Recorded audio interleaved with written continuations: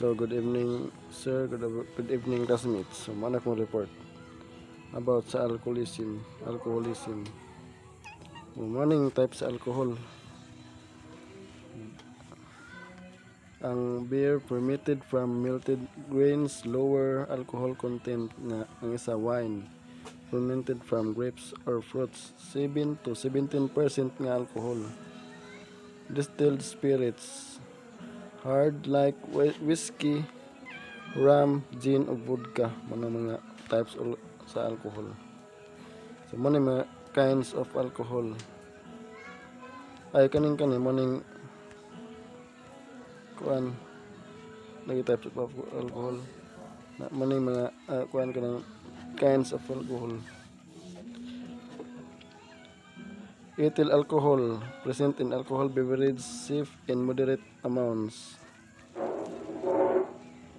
Itong mga chill ra kang mga imnonon. Anak kanang methyl alcohol is used in industry highly toxic and poisonous if in itong mga hard nga mga imnonon sila. Na classification of alcoholic beverage, wine. Ang primero wine, fermented 7 to 17% alcohol. Ng distilled liquor that includes whiskey, gin, rum, at mga hard ng mga ng malt liquors is liqueur porter varieties. Alcohol effects on vision. Ano sila?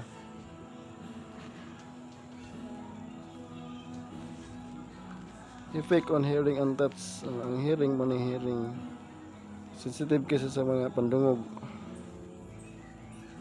Maklaro na yung mga tingog. Ang touch decrease tactile sensitivity and slower response. Effect on alcohol effects on taste and smell. Ang taste impaired flavor detection and dull taste buds. Kanang maingganyo ka. Smell and dull reducing aroma. Perception mga ma-addict ka kaya effect beyond the 5 senses.